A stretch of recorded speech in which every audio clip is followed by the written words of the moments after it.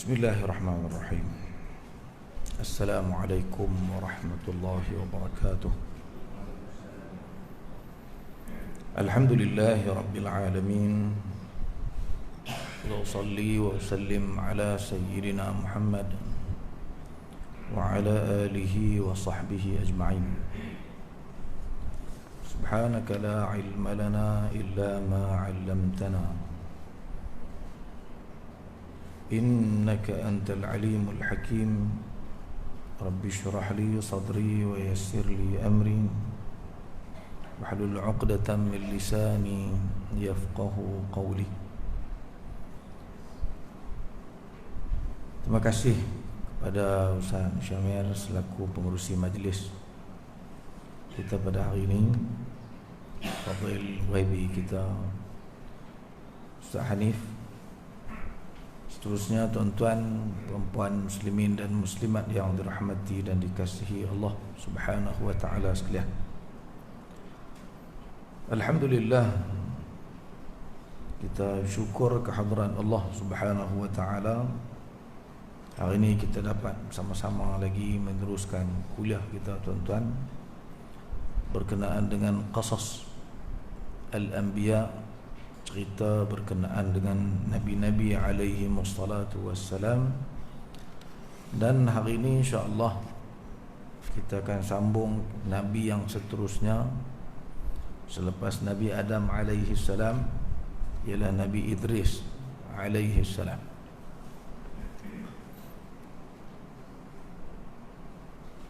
Nabi Idris alaihi salam merupakan salah seorang Nabi yang Allah Subhanahu wa taala utuskan. Bahkan kenabian Nabi Idris alaihi salam ni Allah Subhanahu wa taala sebut terang, sebut jelas dalam Al-Quranul Karim.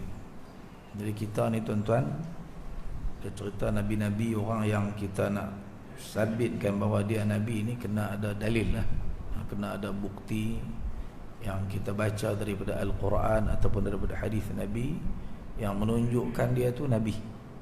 Barulah kita terima, kita kena yakini, kita kena beriman bahawa seseorang tu Allah Subhanahu wa ta'ala lantik dia sebagai Nabi. Macam Luqman kan, Luqman Al-Hakim, ada surah tu dalam Al-Quran. Tapi oleh kerana Allah Subhanahu wa ta'ala tidak menyebut secara jelas adakah dia Nabi ataupun tidak, maka kita dapati para ulama berbeza pendapat. Ada yang kata dia Nabi, ada yang kata tidak, dan kita pun tidak diwajibkan untuk beriman kepada Luqman bahawa dia sebagai seorang Nabi. Walaupun semua kenal Luqman ni, kita baca pula wa idh qala luqmanu libnihi wa huwa ya'idhuhu ya bunayya la tusyrik billah. Kita belajar daripada cerita Sulaiman, daripada cerita Luqman ni, kita nak didik anak kita, kita ajak ikut nasihat yang dia sampaikan kepada anak dia. Tak banyak mana pun, tapi banyak jugalah berbanding dengan Nabi Idris ni. Jadi Nabi Idris alaihi salam memang disebut dalam Al-Quranul Karim jelas bahawa dia Nabi. Sekurang-kurangnya tuan-tuan, dalam Al-Quran ni ada dua tempat yang disebut oleh Allah Subhanahu wa ta'ala tentang Idris alaihi salam ini sebagai seorang Nabi. Salah satunya dalam ayat yang akan kita baca sekejap lagi, insya-Allah. Lah kita tengok dulu nama dia. Kita nak kenal nama Nabi Idris alaihi salam. Disebutlah dalam kitab-kitab sirah para nabi dulu, kitab-kitab tarikh, nama Nabi Idris alaihi salam Idris bin Yarid bin Mahlail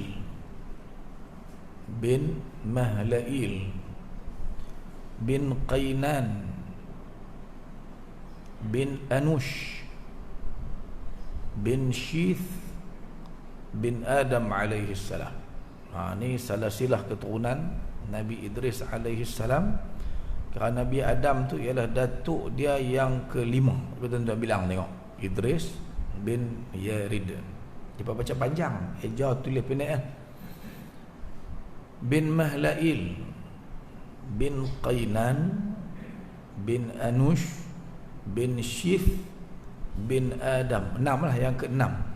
Bukan yang ke-5, yang ke-6. Yarid, Idris bin Yarid, bin Mahlail, bin Qainan, bin Anush, bin Shith, bin Adam alaihi salam. Kan nak hafal pagi ni tuan-tuan? Payahlah buat no. Kita tahu juga Nabi kita pun tak hafal.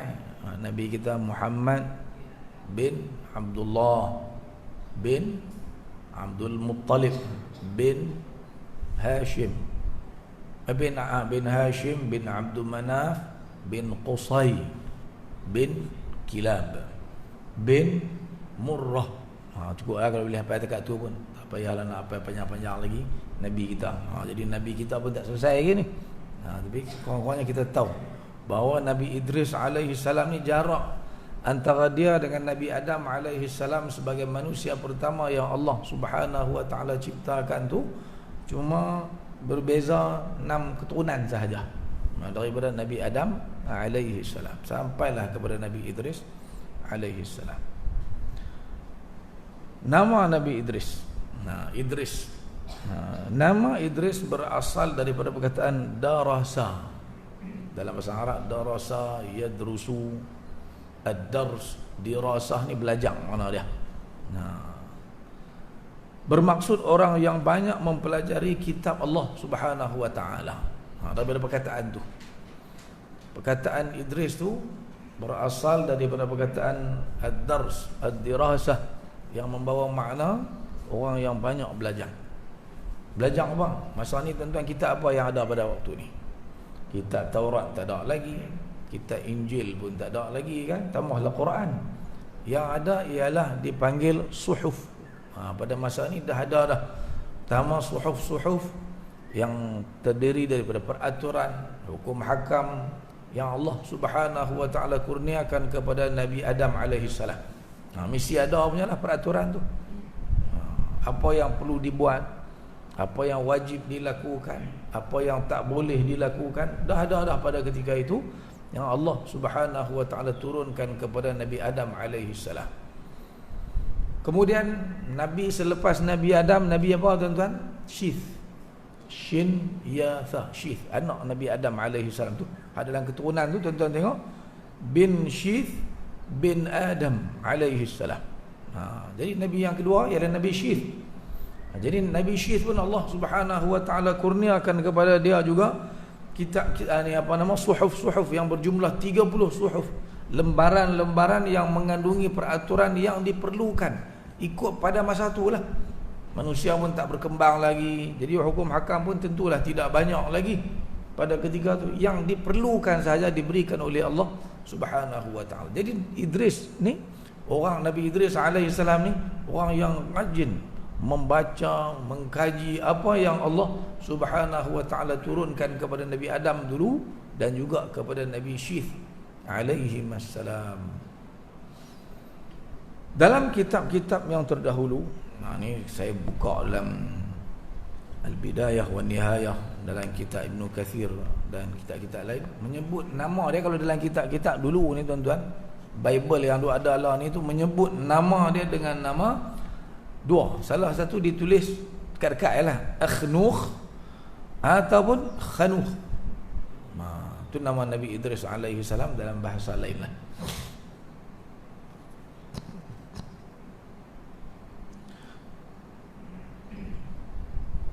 Dan di bawah ni ada, di bawah tu saya catat sikit.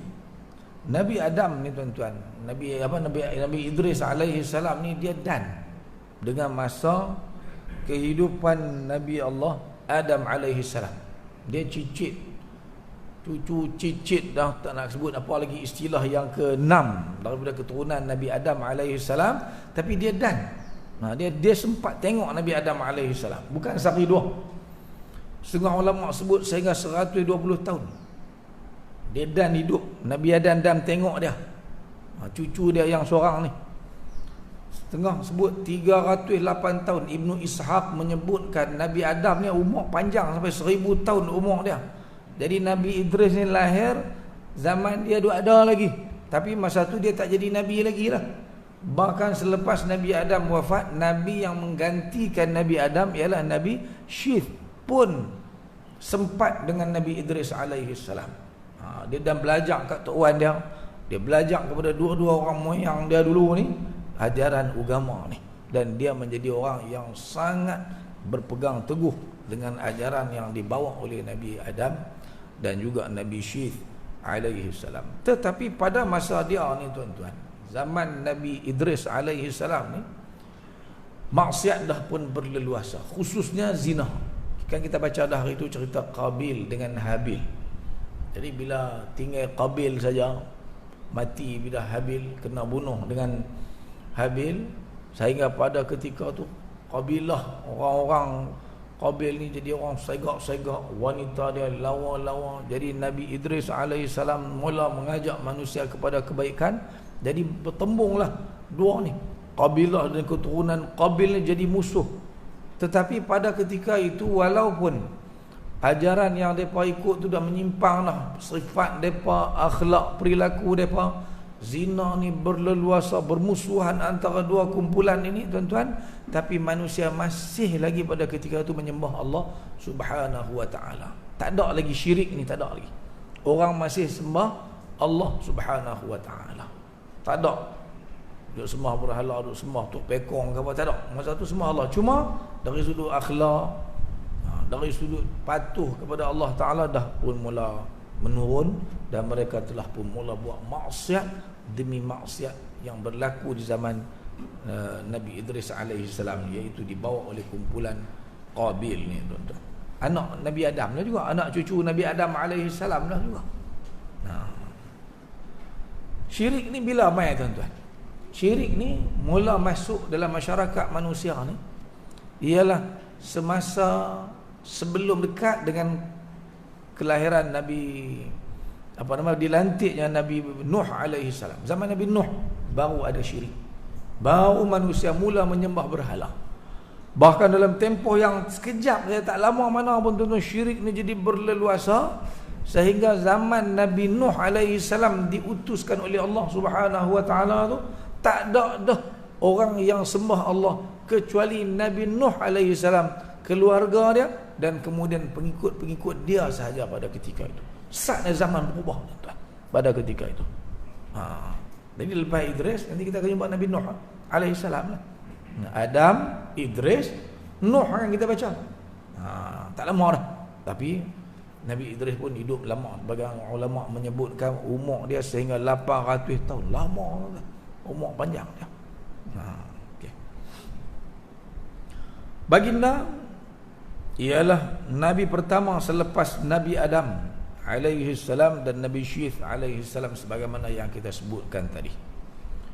Allah Subhanahu wa ta'ala memuji Nabi Idris alaihi salam sebagai seorang yang benar dan melantiknya sebagai seorang Nabi.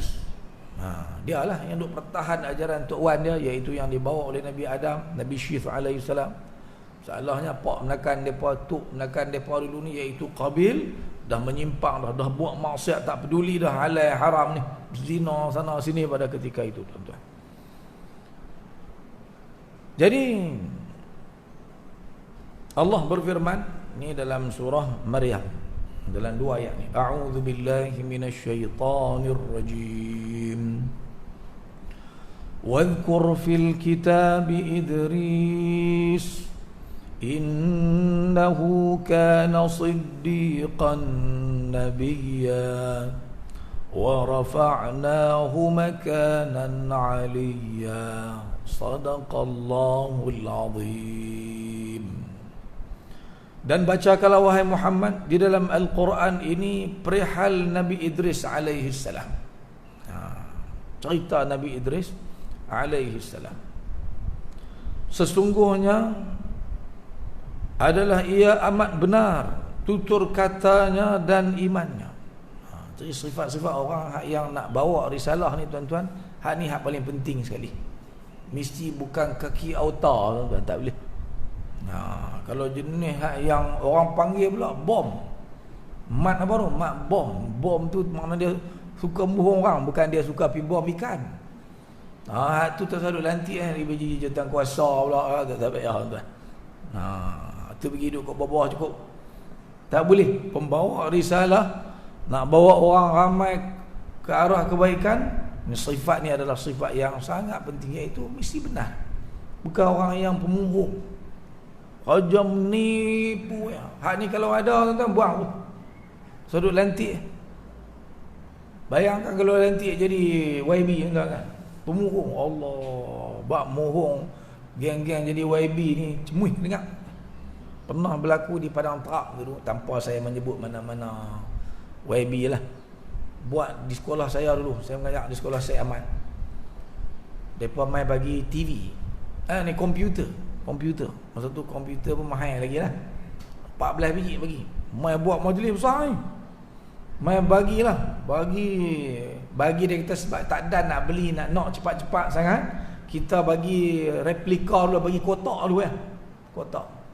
Nak bagi berapa biji? 14 biji. Seronok lah. Main dengan wartawan apa masuk suara abang. YB sekian-sekian ni Datuk yang telah menyumbangkan sebanyak 14 biji komputer kepada sekolah. Naik dah nama dia tuan. Lepas tu habis majlis tu dapat kotak tu lah saja sampai lah tuan ni kan. Boleh nama boleh lagi kat dia. Boleh lah. Memanglah orang kota tu ingat kan. Tapi berapa orang yang tahu? Depa sanggup murung orang betul tu. Ni kalau jenis lagu ni jadi YB, lagu ni jadi pemimpin tuan-tuan, pegang pula lajnah penting ni dalam jamaah pula, Allah lingkup habis tuan-tuan.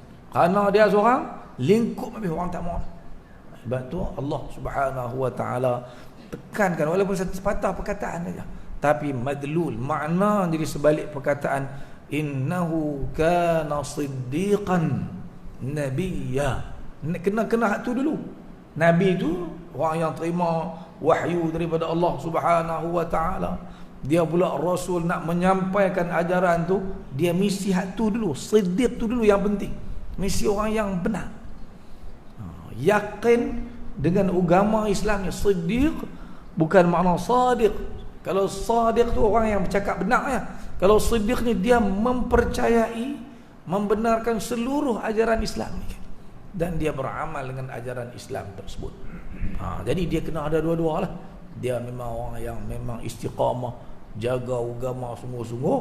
Kemudian dia pula dengan akhlak perilaku dia orang yang benar, bukan pemurung, bukan kaki auta orang duk kena orang sana tipu orang sini. Tak boleh.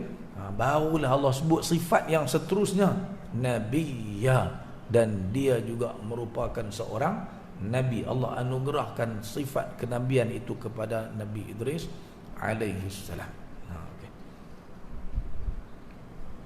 Wa rafa'nahu makanan 'aliyya, dan kami telah mengangkatnya ke tempat yang tinggi, yakni darjatnya. Tinggilah darjat Nabi Idris alaihi salam ni tuan-tuan. Baginda sempat hidup beberapa lama semasa hayat Nabi Adam alaihi salam. Tadilah saya sebut dah awal tadi ni kan. Ibnu Ishaq berkata 308 tahun baginda sempat hidup bersama Nabi Adam alaihi salam. 300 tahun lebih. Dia tengok macam mana Tok Wan dia. Jadi keyakinan tu sangat-sangat tinggilah kepada orang-orang seperti Nabi Idris alaihi salam ni tuan-tuan. Kemudian keistimewaan yang para ulama sebut, selain daripada dia ni orang yang benar, orang yang sangat baik, yang sangat dihormati, ada beberapa keistimewaan yang ada kepada Nabi Idris alaihi salam. Saya nak baca satu sifat-sifat tubuh badan Nabi Idris alaihi salam ni yang disebutkan oleh ulama, yang saya tak dan awak masuk dalam kitab ni, terlepas awak masuk ni. Faqad rawa al-Hakim fil Mustadrak. Imam Al-Hakim dalam kitab Al-Mustadrak meriwayatkan tentang sifat peribadi, sifat tubuh badan Nabi Idris alaihi salam daripada Samurah bin Jundub, daripada seorang sahabat Nabi yang bernama Samurah bin Jundub. Kana Idrisu abyad tawilan. Dia orang yang kulit dia putih. Nabi-nabi ni tuan-tuan segak-segak belakang. Tawilan, dan dia orang yang tinggi lampai. Bukan jenis orang yang rendah, orang tinggi. Orang yang kulitnya putih.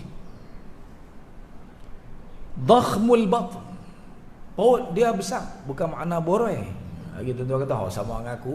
Ada nabi-nabi ni Allah cakap, nabi kita sampai nak wafat, perut dia sama dengan dada dia. Sama dengan dada dia. Kita sama dengan dada tuan-tuan. Payah nak jadi tu. Perut tu besar. Saya makan banyak, lepas makan tidur. Tu yang jadi perut besar. Dia ada. Aridus sadr. Aridus sadr. Dia orang yang dada bidang. Arid ni luah. Luah dada dia. Qalilu syi'ril jasad. Sedikit bulu di badannya. Bukan macam gorila, bukan.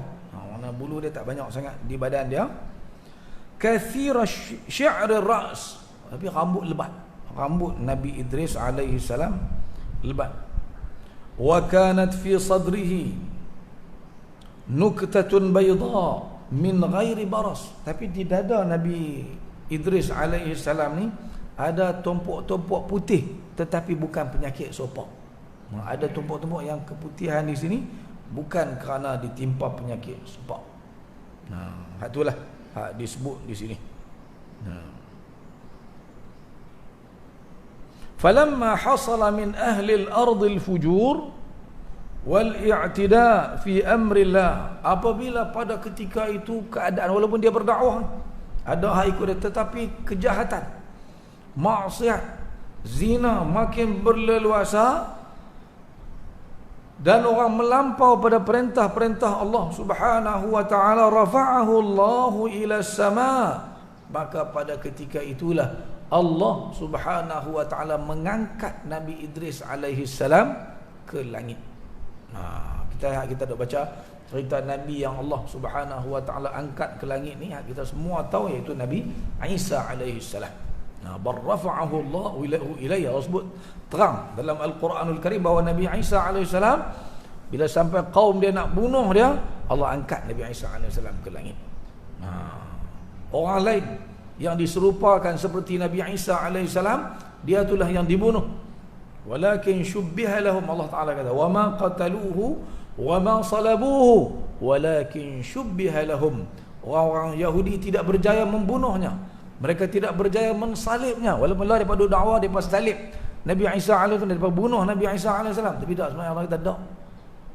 Walakin syubbiha lahum, tapi ada orang lain yang diserupakan wajahnya sama macam Nabi Isa AS, menyebabkan mereka sangka itulah Nabi Isa. Mereka tangkap orang itulah yang kena salib, orang itulah yang telah mati dibunuh, bukan Nabi Isa AS. Jadi seorang lagi yang Allah anugerahkan, Allah angkat ke langit ni, ialah Nabi Idris AS. Okey, beberapa keistimewaan Nabi Idris AS yang sempat saya buat catatan untuk kita gunakan dalam kuliah kita ni, tuan-tuan. Dia cerita Nabi Idris ni tak banyak mana, tuan-tuan. Sikit lah cerita dia. Sikit sangat cerita Nabi Idris alaihissalam. Al-Quran sebut dua tempat, satu surah Al-Anbiya, satu lagi yang kita baca tadi ni, iaitu dalam surah Maryam. Tak ada cerita yang panjang lebar, tak ada. Macam Nabi Adam tu panjang juga kan. Macam kita baca nanti Nabi Nuh panjang, tambah Nabi Musa, berjelas-jelas mungkin kita tahu berapa kali nak habis tu untuk cerita Nabi Musa alaihissalam ni. Kita bacalah walaupun sikit. Saya pun konalah kata sikit, tidak tak habis masa lagi. Ibu nak panjang elok, tuan-tuan pun demam Covid ni tu, yang ramai tak mai kena Covid. Tak lega lagi tak mai. Jadi antara keistimewaan Nabi Idris alaihi salam ialah beliaulah manusia pertama yang belajar dan tahu menulis. Yang reka ni tulis dengan pen, menulis reka tulisan ni orang pertama. Dan dia mengajak orang ramai ilmu penulisan ni kan. Tulis kitab-kitab Allah Subhanahu wa taala. Ni keistimewaan yang Allah Subhanahu wa taala kurniakan kepada Nabi Idris alaihissalam. Orang yang membina tamadun manusia. Mula dengan pen. Quran pun turun, tuan-tuan. Mula ayat dia apa? Iqra bismi rabbikal ladzi khalaq, sambung dia, khalaqal insana min 'alaq, 'allamal insana, mana dia 'allamal insana, surah tu betul lupa anda. Iqra bismi rabbikal ladzi khalaq, khalaqal insana min 'alaq. Lain Iqra wa rabbukal akram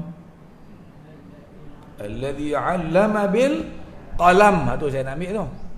Yang mengajar manusia dengan perantaraan pen, dengan melalui penulisan. Orang akan maju dengan cara tersebut. Jadi orang yang pertama yang menulis ni tuan-tuan ialah Nabi Idris alaihi salam. Sesuailah Allah bagi nama dia pun Idris. Nabi Idris juga merupakan manusia pertama yang menjahit pakaian dan memakai pakaian yang berjahit. Sebelum daripada tu orang pakai kulit ni. Orang guna kulit sebagai pakaian. Dalam kitab-kitab tafsir sebut. Zaman dia, dia mula cipta kain. Dialah yang mula menjahit untuk dijadikan pakaian. Mulalah ketamadunan manusia daripada zaman Nabi Idris alaihissalam. Dr. Tariq Suwaidan ceramah cerita tentang kisah Nabi-Nabi ni. Dia kata Nabi-Nabi alaihi wassalatu wassalam bukan semata-mata tugas mereka nak ajak manusia kepada tauhid sahaja, nak ajak cara beribadat yang betul sahaja, dan bukan juga sekadar nak memperbetulkan akhlak manusia, bukan itu saja. Sebahagian daripada para Nabi alaihi wassalatu wassalam Allah anugerahkan kepada mereka mereka yang bina tamadun manusia. Seperti siapa? Ni kita tengok Nabi Idris alaihissalam, dia yang mula ajak manusia menulis, dia yang ajak manusia berpakaian dengan kain seperti yang kita pakai pada hari ini, mula dengan sejarah ni. Maka Nabi ni bukan kerja yang agama saja, tapi juga kerja Nabi-Nabi ialah nak membina, mengangkat martabat manusia hatta di dunia ni sekalipun. Jadi kita pun samalah. Bila kita duduk tang mana-mana, tambah kita berada dalam sebuah jamaah Islam pula, tambah-tambah lagi tuan-tuan, bukan takat kita nak perjuangkan pelaksanaan syariat sahaja, tapi kita juga kena bangunkan ekonomi masyarakat. Yang miskin kita kena bantu, kita kena tolong, seperti mana yang dilakukan oleh para Nabi alaihi wassalatu wassalam. Kalau ada masalah yang menimpa manusia pada ketika itu, kitalah yang kena selesaikan masalah tersebut. Seperti Nabi Musa alaihi salam. Nabi Musa, yalah dia bertembung dengan Fir'aun, ajak sembah Allah Subhanahu wa taala, tak bagi duk sembah Fir'aun. Salah satu lagi kerja Nabi Musa AS ialah membebaskan Bani Israel daripada perhambaan. Beratus tahun mereka jadi hamba abdi kepada orang-orang Qibti di Mesir. Jadi Allah Subhanahu wa taala hantar Nabi Musa AS bukan nak perbetulan soal akidah ya, tapi nak membebaskan masalah yang timbul pada masa itu, iaitu apa dia? Perhambaan. Dia pakat jadi hamba belaka pada waktu itu. Diseksa, dijadikan kuli oleh orang-orang Qibti di Mesir. Jadi Nabi Musa tu yang balik daripada Mesir tu, lintas Laut Merah tu 600,000 orang. Bukan sikit tuan-tuan, Bani Israel yang jadi hamba abdi di sana. Pergi balik ke negeri asal dia, bebaskan daripada perhambaan. Jadi kita pun lagu tu lah. Kita kena memahami bahawa tugas kita bukan sekadar nak mengajak bagi kenal alif bata saja, nak bagi kenal cara semayang, nak baca doa tu, tu perlu, bukan tak perlu. Tapi ada lagi tugas lain yang kita kena buat. Kalau ada orang susah di kampung kita kena tolong, kita kena bantu. Bahkan kadang-kadang tuan-tuan, orang susah, orang yang tak berapa mampu, tak berkemampuan ni, dia ada dua kategori. Ada satu yang suka minta, kita tak suka tu, kita pemeluan. Ada hak jenis yang memang tak minta. Kita pun tak pernah pergi rumah dia. Kita duk jumpa kok mai pengajian ni, dia pun mai juga sekali sekala. Mai pun pakai tak macam kita lah. Kita akan pakai elok ni, dalam tu ada gelang tebal ni. Tebal orang. Kawan kita hak yang kita jarang pergi rumah dia, kita tak pernah, dia pun segan nak ajak kita pergi rumah dia. Kita pergi tengok tu dia rumah. Duk tahun 2020 dah. Tapi dapur dia masih lagi berlantaikan tanah. Ada. Cuma kadang-kadang kita tak tahu. Kita duk berkawan dengan anak dia, kita berkawan dengan dia pergi sana, kita tak tahu kedaifan yang menimpa rumah dia. keadaan rumah dia kita tak tahu. Saya sebut ni tuan-tuan bukan apa. Minggu lepas kami ni mujuk lah tu imam kami itu rajin pergi duduk khosek dalam kampung tu pun lambat baru tahu. Tak perasan dia kata. Baru ni kita jumpa 2 buah rumah di Bukit Besar. Minggu lepas. Pergi tengok, ya Allah. Bahagian dapur tu buat dengan zen Zen pula nak buruk dah. Berlubang tanah kita tengok ke belakang tu dia.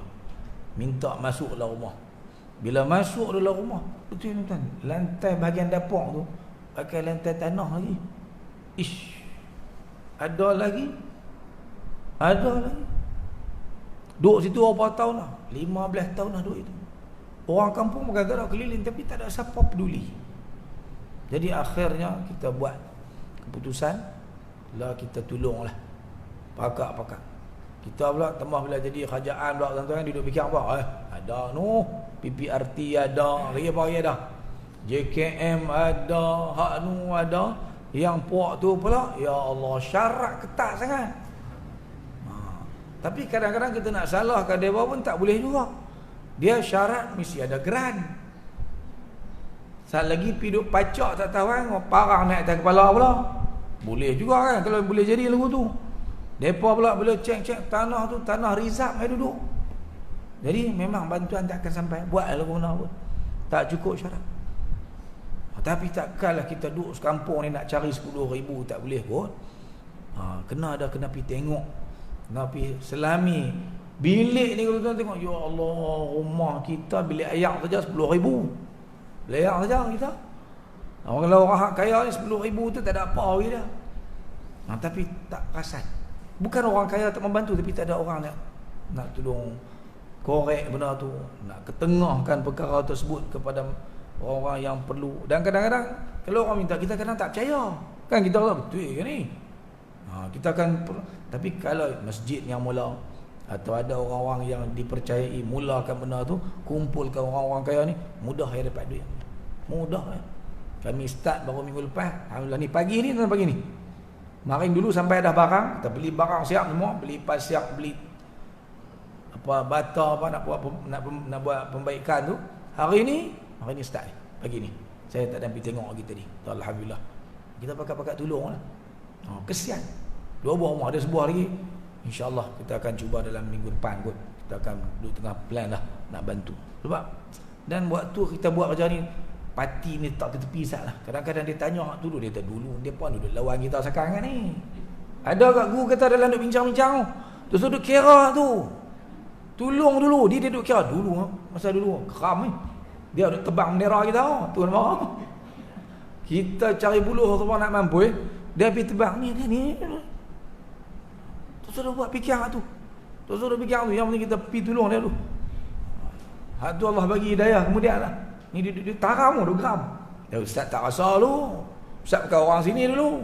Ada juga.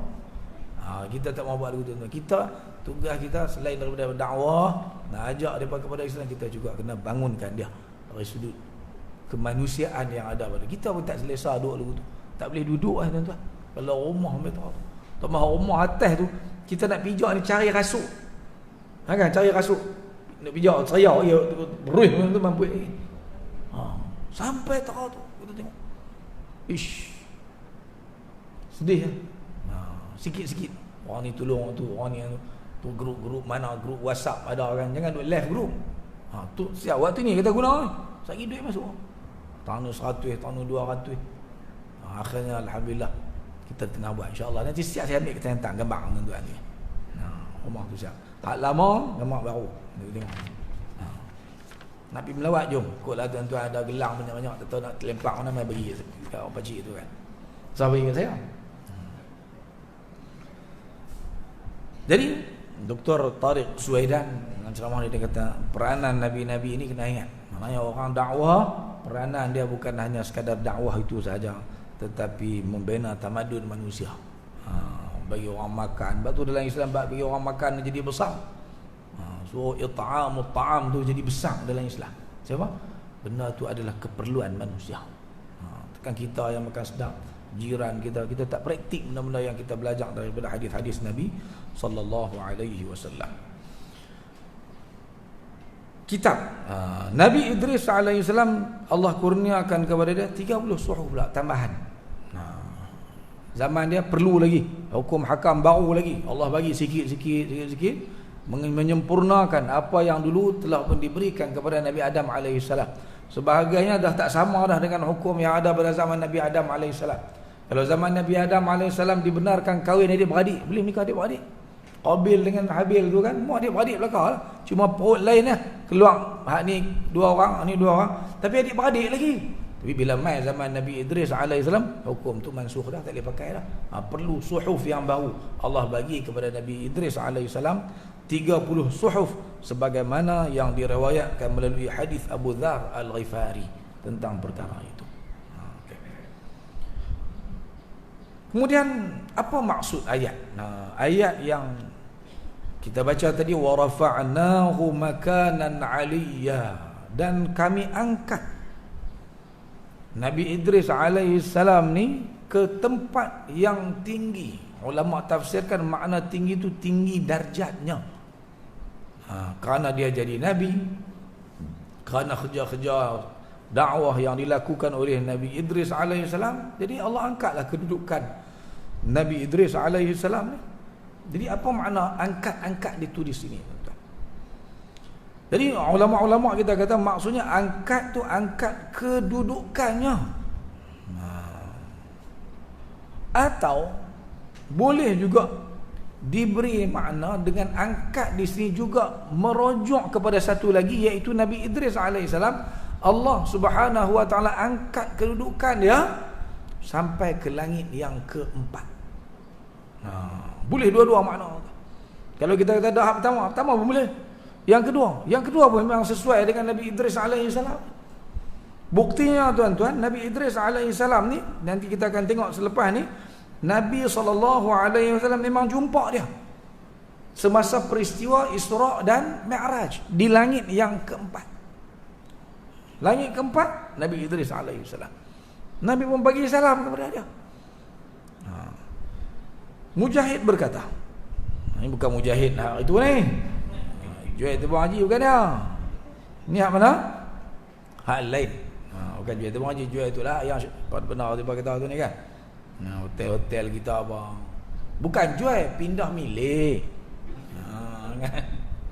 Tak tahulah.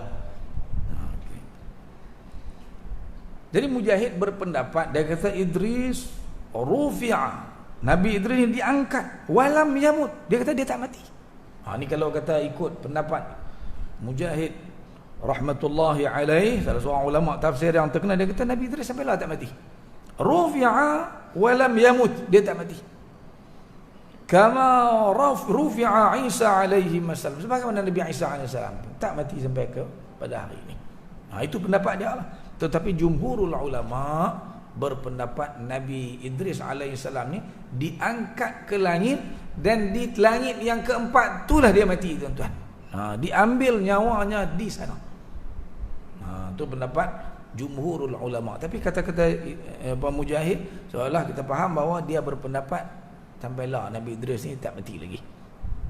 Mana kalau tuan-tuan dengar ada orang tanya, siapa Nabi yang tak mati? Dia kata salah seorangnya Nabi Idris. Menurut pendapat Mujahid rahmatullahi alaih. Jadi berkenaan dengan kisah Nabi Idris alaihi salam ni, tuan-tuan, sebenarnya macam saya sebut awal-awal kat tuan-tuan, tak banyak cerita dia. Cuma saya ambil juga satu kisah riwayat Ka'ab bin Ahbar. Ka'ab bin Ahbar ni dia ni Yahudi, orang Yahudi. Dia tak sempat dengan Nabi SAW. Dia tak masuk Islam masa Nabi SAW ada. Maka dia bukan sahabat lah, tapi dia salah seorang yang hebat dalam ilmu kitab Taurat, kitab-kitab yang terdahulu. Dia orang alim, padri dalam Yahudi. Tiba-tiba dia masuk Islam. Jadi ilmu banyak dah, tuan-tuan.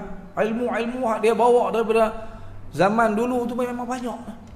Dan sebahagian cerita-cerita yang dia tahu, kisah-kisah dalam kitab Taurat, boleh dimanfaatkan oleh umat Islam. Menyebabkan para sahabat kecil, yang masa Nabi SAW wafat, mereka masih kecil lagi, bila nak tafsir Al-Quran ada ayat-ayat tertentu yang mereka cari dalam hadis tak jumpa, mereka akan rujuk Ka'ab bin Ahbar ni. Koklah dia ada cerita apa-apa. Dan cerita-cerita yang mai daripada dia ni dipanggil Israiliyat. Cerita-cerita Bani Israel dulu.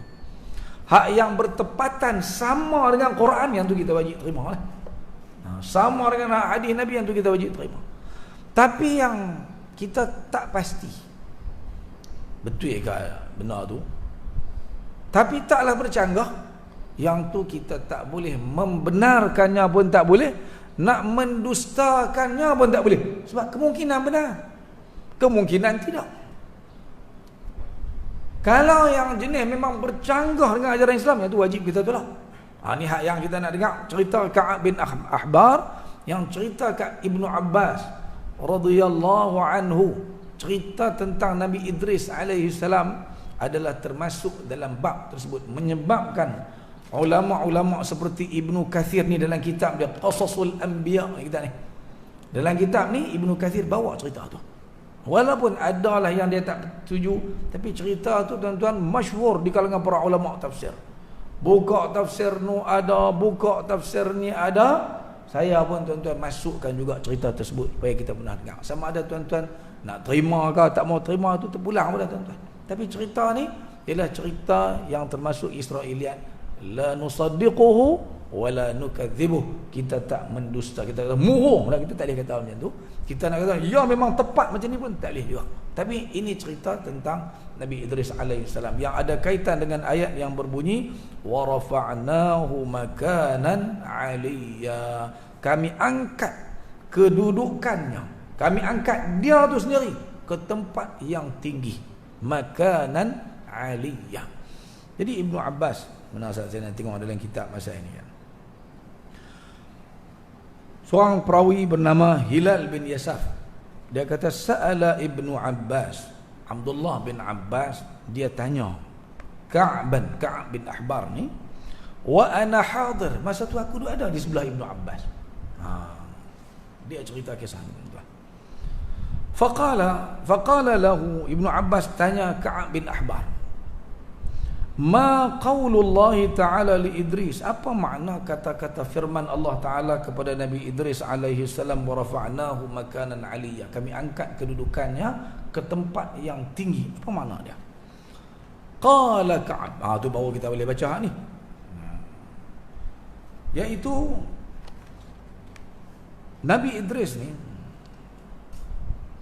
diberitahu oleh Allah Subhanahu wa Ta'ala, diminta seorang malaikat bagi tahu kepada Nabi Idris alaihi salam bahawa dia akan dikurniakan pahala amalan yang dilakukan oleh semua anak Adam setiap hari. Allah akan bagi kat dia, kerana dia Nabi. Dialah yang ajak manusia kepada kebaikan, ajak orang buat ibadat, ajak orang buat kebajikan tu kebajikan ni. Maka semua pahala-pahala yang dilakukan oleh anak Adam, manusia yang ada pada ketika tu, mereka dapat pahala lah, mereka buat kebaikan tu. Tapi pahala mereka tu semua akan dicatatkan sebagai pahala dia juga. Memang macam tu pun. Bukan persen-persen lah, 100% akan dapat kat dia. Macam kita lah, kita main majlis ilmu. Nabi dapat tak pahala kita duduk dalam majlis ilmu ni? Nabi dapat. Kita baca Al-Quran, kita salat duha, kita salat witir, kita salat tahajud, Nabi dapat tak pahala? Semua amalan ni akan masuk ke dalam pahala amalan Nabi kita, Nabi Muhammad sallallahu alaihi wasallam. Kita tak banyak, kalau kita ada juga hak macam tu, anak-anak kita. Anak-anak kita tuan-tuan, dia buat amalan, kita dapat pahala sama. Tambah-tambah hak kita ajak tuan-tuan. Orang ramai yang kita ajak ni, kita pergi mengajak sana, kita orang buat amalan tu kerana kita yang sampaikan ilmu tersebut kepada mereka. Maka seluruh amalan mereka buat tu dapat tak ke orang ajak tu tuan-tuan? Dapat. Penuh dapat. Bukan macam hak MLM tu, dia kena ada pas kaki-kaki lagu mana tahu kan. Hak ni tak memang dapat kepada orang yang ajak. Jadi rugilah kalau tuan-tuan, saya sendiri pun ada anak tak ajak anak. Rugilah anak kita tak buat kebajikan.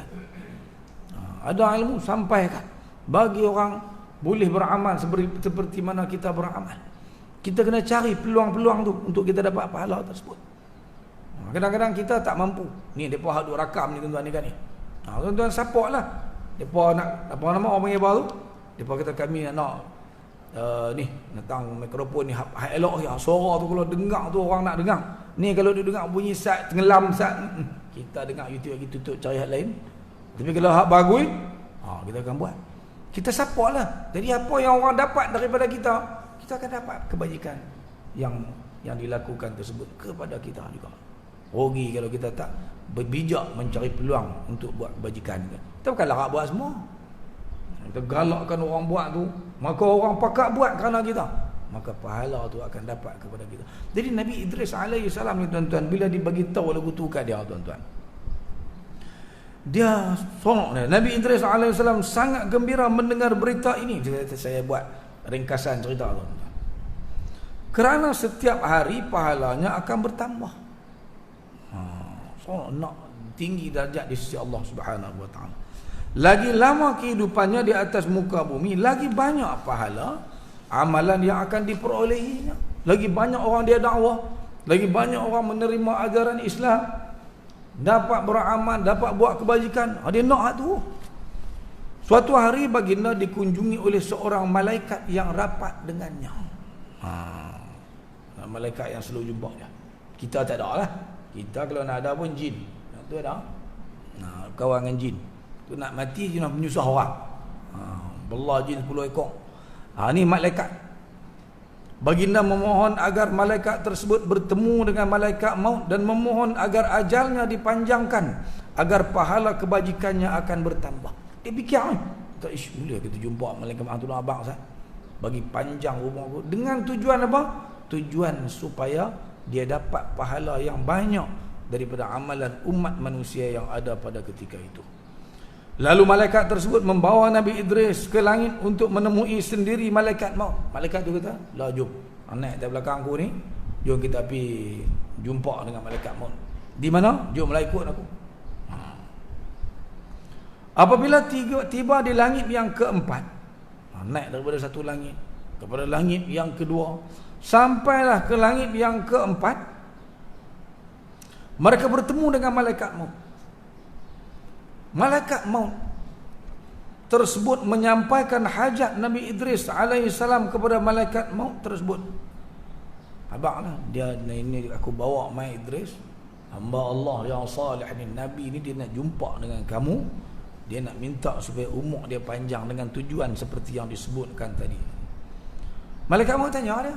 Dia tak abang hidup sama kan? Idris sampaikan berita ni kepada aku. Di mana Nabi Idris alaihi salam sekarang? Malaikatnya, Idris ni duduk di mana? Malaikat itu berkata, ni tu ada atas belakang aku ni. Malaikat maut kata, memang ajaib sungguh, dia kata. Aku diperintahkan, Allah SWT perintahkan malaikat maut sebelum daripada tu untuk mengambil nyawa Nabi Idris AS di langit keempat. Aku tertanya-tanya bagaimana aku dapat mengambil nyawanya di langit keempat sedangkan dia berada di bumi. Maka malaikat maut pun mengambil nyawa Nabi Idris di situ. Dia nak pergi panjang umur. Sampai tahun tu malaikat maut ambil nyawa dia. Jadi kata Ka'ab bin Ahbar, inilah barangkali maksud firman Allah Ta'ala, wa rafa'nahu makanan 'aliyya.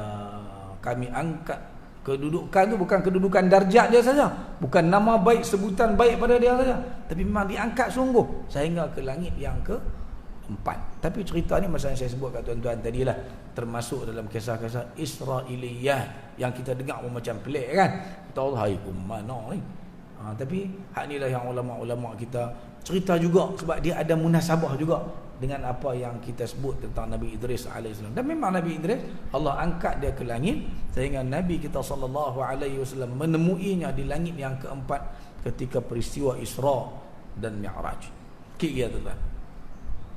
Kemudian saya tengok dalam kitab apa namanya, dalam kitab Ibnu Katsir Qasasul Anbiya, dan juga dalam sebuah dua lagi kita menyebutkan bahawa sebenarnya sangat banyak cerita-cerita yang tak betul tentang Nabi Idris alaihissalam ni yang diriwayatkan dalam kitab-kitab tafsir. Jadi dia kata kami tinggal. Jadi saya pun cari juga tak jumpa.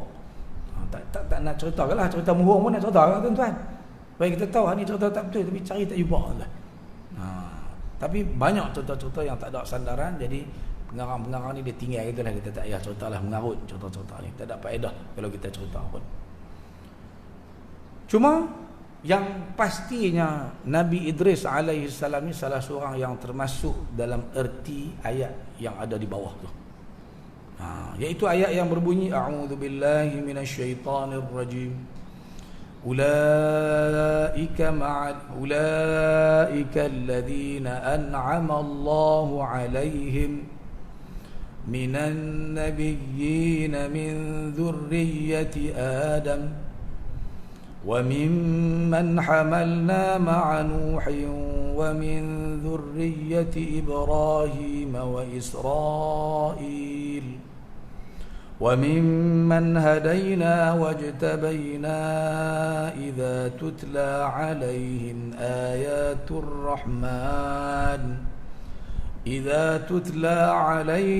آيَاتُ الرَّحْمَنِ خَرُّوا سُجَّدًا وَبُكِيًّا. Surah apa? Surah Maryam ayat 58. Jadi tadi ayat 57. Jadi Nabi Idris alaihissalam termasuk dalam ayat ni. Iaitu mereka itulah sebahagian daripada nabi-nabi yang telah dikurniakan Allah nikmat yang melimpah-limpah kepada mereka dari keturunan Nabi Adam dan dari keturunan orang-orang yang kami bawa dalam bahtera bersama Nabi Nuh, dan daripada keturunan Nabi Ibrahim, dan dari keturunan Israel. Israel ialah Nabi Yaqub. Israel ialah nama lain kepada Nabi Yaqub alaihi salam. Dan mereka itu adalah dari orang-orang yang kami beri hidayah petunjuk, dan kami pilih mereka apabila dibacakan kepada mereka ayat-ayat Allah, mereka segera sujud serta menangis. Ini Nabi Idris masuk di kalangan orang yang disebut dalam ayat yang kita tiap-tiap hari duk sebut, Siratal ladzina an'amta alaihim. Kan kita minta Allah bagi petunjuk, bimbingan kepada kita, ihdinas siratal mustaqim, iaitulah jalan orang-orang yang Allah bagi nikmat iman, nikmat Islam, nikmat yakin dan percaya kepada Islam. Kita duk minta jadi dari lagu depa lah. Jadi salah satunya kita nak minta ke Allah Taala, kita ni kena jadi macam Nabi Idris alaihi salam. Iaitu hak pertama tadi saya sebut, kita kena jadi siddiq juga, orang yang yakin, yang percaya dengan ajaran agama Allah Subhanahu wa taala ni, tidak ada berbelah bagi langsung dalam hati kita ni kan. Dan kita kena jadi orang yang benar pertuturan dan juga perbuatan kita. Apa yang kita belajar, kita balik, kita amalkan semampu yang boleh. Tak mau belajar banyak tapi tak buat amalan-amalan dalam kehidupan, kita rugilah. Ni Nabi Idris confirm salah seorang daripada orang yang Allah Subhanahu wa taala sebutkan dalam ayat ini. Dan depa ni orang yang kami bagi hidayah, depa dapat petunjuk Allah, depa dipilih untuk dilantik menjadi nabi. Dan salah satu sifat mereka ialah depa ni bila dengar ayat-ayat Allah Subhanahu wa taala, kalau kita akan dengar Al-Quranul Karim, kita akan terus sujud, kita akan patuh. Mana kharru sujada ni dengan mana kita akan patuh, sami'na wa ata'na, dan kita akan menangis kerana kelalaian kita, kealpaan kita, kekurangan yang ada pada diri kita menyebabkan kita nak buat tapi kadang-kadang kita dihalang oleh hawa nafsu kita. Jadi kita menangis sebab kelemahan yang ada pada kita. Kita cuba nak sembahyang, nak bagi khusyuk ni tuan-tuan, tapi hilang tuan-tuan, habis sampai datang ghairil maghdubi alaihim waladdallin. Padahal kita tahu ni kita nak minta ke Allah Taala solat hajat bukan main ni. Tapi solat hajat kita taratu yang kita mampu buat. Kita kena merayu ke Allah, ya Allah itu yang aku mampu ya Allah. Tapi aku nak minta juga kepada Engkau, makbulkanlah permintaan dan doa aku ini ya Allah. Kita kena tak putus asa, menangis kerana kelemahan yang ada pada kita. Nabi Idris termasuk dalam kalangan golongan yang mendapat nikmat daripada Allah Ta'ala, daripada golongan para Nabi. Dia Nabi Siddiqin, dia Siddiq. Allah Subhanahu Wa Ta'ala sebut dalam ayat ini. Syuhada dan juga salah seorang orang salih. Syuhada orang lain lah. Kemudian yang terakhir sekali ini dalam bab Nabi Idris alaihissalam ni, tadi kita sebut 2-3 kali dah, iaitu Nabi kita pernah bertemu dengan Nabi Idris alaihissalam yang merupakan salah seorang keturunan Nabi. Kan dia keturunan tu, Nabi kita pun mai kat tu lah juga. Mai lalu keturunan Nabi akan bin Idris alaihissalam sehinggalah kepada Nabi Adam alaihissalam. Cuma kita tak tahu hak yang antara tu siapa dia keturunan Nabi sallallahu alaihi wasallam. Yang disepakati ulama sampai 21 tu saja, sampai kepada Adnan. Itu saja disepakati oleh para ulama. Hal atas tu kita tak tahu, tapi sabitnya memang Nabi daripada keturunan Nabi Idris alaihi salam juga. Dan sebelum saya berhenti ni tuan-tuan, saya nak ajak kita beramal lah. Bawah tu nampak tengok saya tulis tu kan. Zikir dan doa selepas salat sunat witir. Kita juga nak belajar menangis seorang-seorang. Ni hari Jumaat ni, lupa nak pesan, hari ni hari Jumaat ni ialah hari kita digalakkan untuk memperbanyakkan salawat kepada Nabi. Salawat tu doa. Ya Allah, bagilah rahmat kepada Nabi Muhammad dan kepada ahli keluarganya. Doa kat Nabi. Dengan doa tersebut kita dapat 10 kali nak Allah Ta'ala balas kepada kita. Hari ni hari disuruh perbanyakkan salawat. Kira ni berapa kita nak bagi cukup lah, pusinglah ke mana pun bagi dan. Bagi dan untuk bersalawat kepada Nabi sallallahu alaihi wasallam. Kata kita nak 500 tiap minggu hari Jumaat, carilah masa ke mana pun 500 aku mesti bersalawat kepada Nabi. Kita tak rugi. Umur makin lama makin tua. Makin lama makin dekat dengan kematian. Sedang-sedang 40, sedang-sedang 50. Buat dak juga. Duk azam ingat ada 2 kali Jumaat pun salawat, hal lain dak juga. Dia sibuk waktu dia kalut dah ni. Hari kita kena beriltizam, bertekad aku tiap-tiap Jumaat kerana Nabi suruh salawat kat dia. Hari ini baca Quran dengan salawat banyak pahala salawat lagi sebab Nabi suruh. Bukan nak suruh tinggal baca Quran, bacalah dekat padan kan, tapi perbanyakkan salawat kepada Nabi sallallahu alaihi wasallam. Dan salah satu amalan yang saya nak kongsi dengan tuan-tuan ialah zikir yang Nabi buat dan doa yang Nabi SAW baca selepas salat sunat witir. Saya petik ni daripada kitab Al-Adhkar Imam Nawawi. Kalau orang tanya ni ambil mana ni hadis ni? Dalam kitab Al-Adhkar Imam Nawawi catatkan 2 hadis ini berkenaan dengan amalan Nabi selepas sembahyang sunat witir.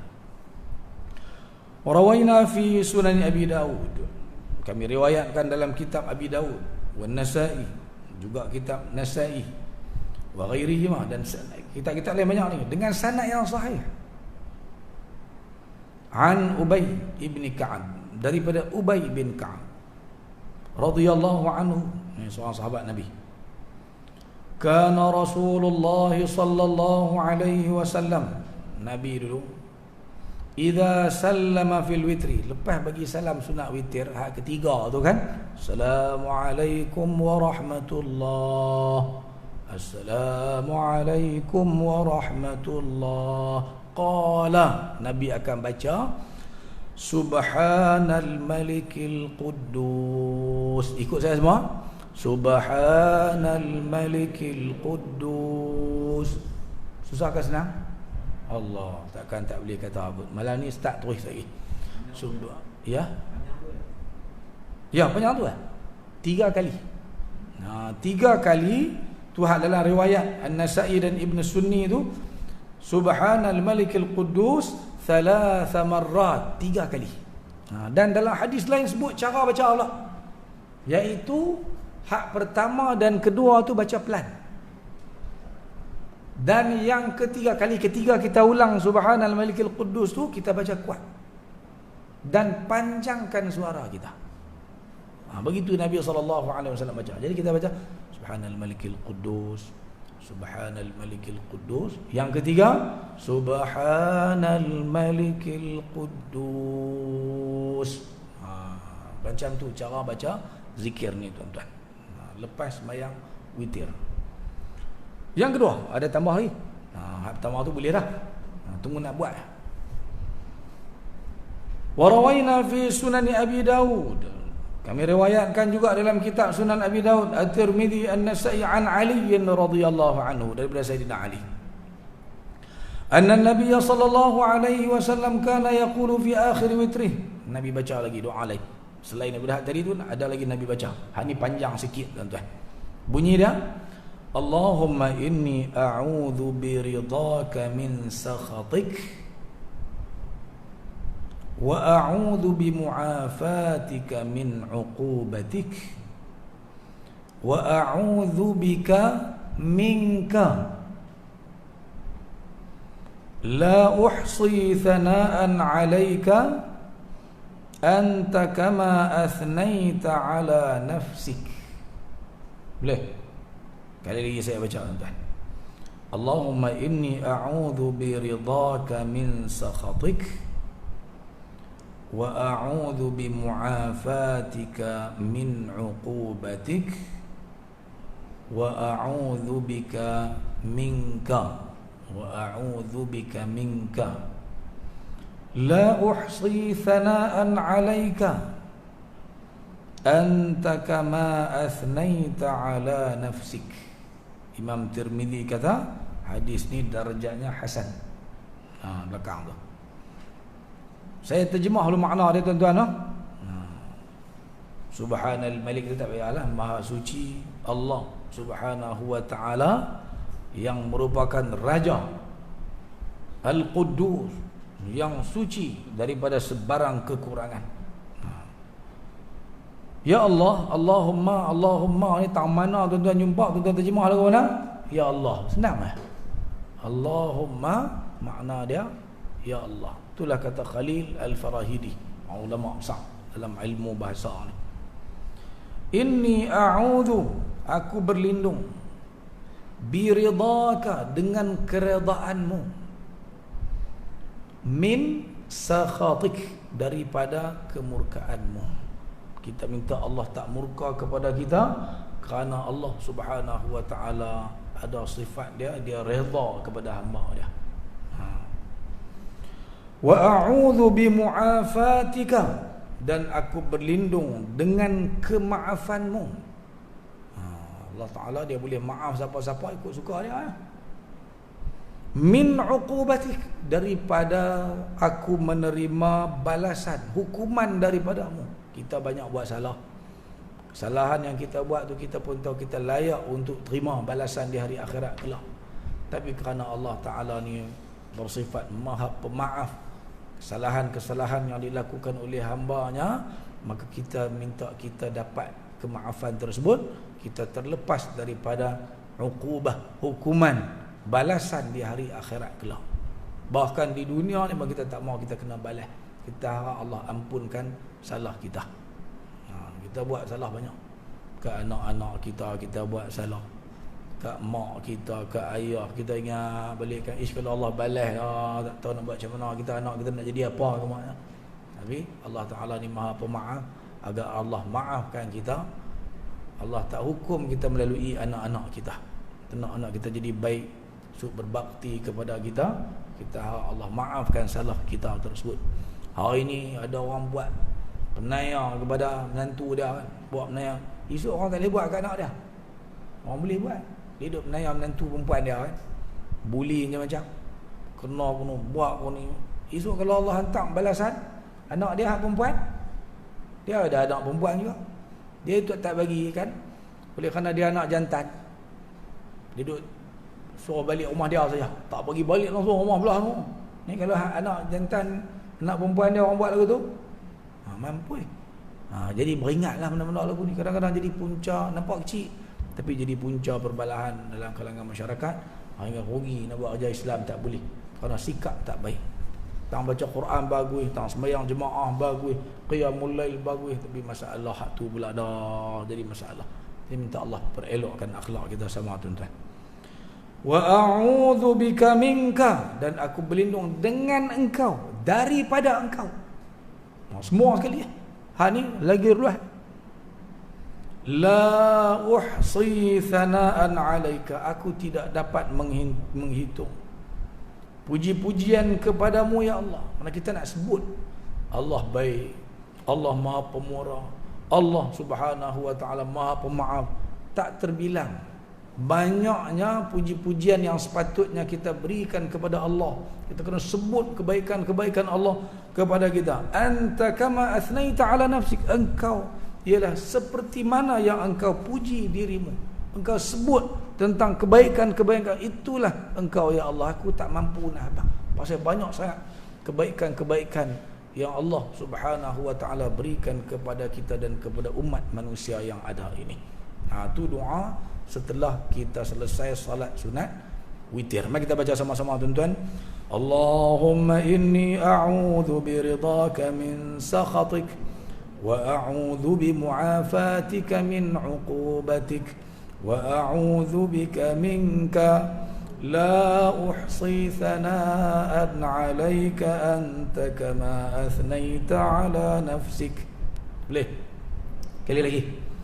اللهم إني أعوذ برضاك من سخطك وأعوذ بمعافاتك من عقوبتك وأعوذ بك منك لا أحصي ثناء عليك أنت كما أثنيت على نفسك. Kali lagi saya ulang. اللهم إني أعوذ برضاك من سخطك وأعوذ بمعافاتك من عقوبتك وأعوذ بك منك لا أحصي ثناء عليك أنت كما أثنيت على نفسك. Balik ulang. Tengok otak kalau payah pegang otak baca. Kena sebulan ingatlah. Subuh lambat lah ni. Subuh lah 6 minit tu, 6 minit dah kan. Jadi dan sangatlah kalau kita yang tak boleh nak mangkit witir ni tuan-tuan, boleh sangat untuk kita mulakan perubahan itu dalam diri kita. Dan jangan kita saja. Kalau kita ada isteri, ajak isteri kita sama. Kalau kita ada suami, ajak suami kita sama. Dan bila kita ada anak tuan-tuan, ajak anak-anak kita semua menjadi orang yang reti bangun qiyamul lail, mayang witir, tahu baca doa-doa witir ni tuan-tuan. Inilah doa witir yang sabit daripada Nabi sallallahu alaihi wasallam.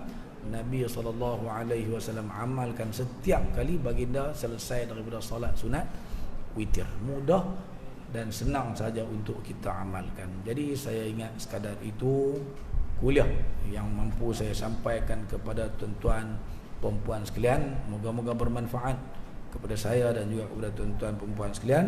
Aqulu qawli hadza wa astaghfirullahal azim li wa lakum. Assalamualaikum warahmatullahi wabarakatuh.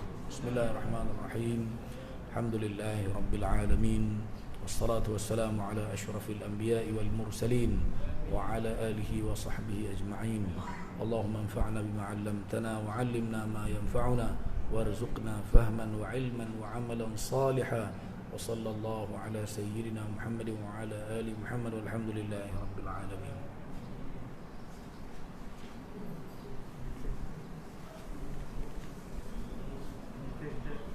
Apa dia?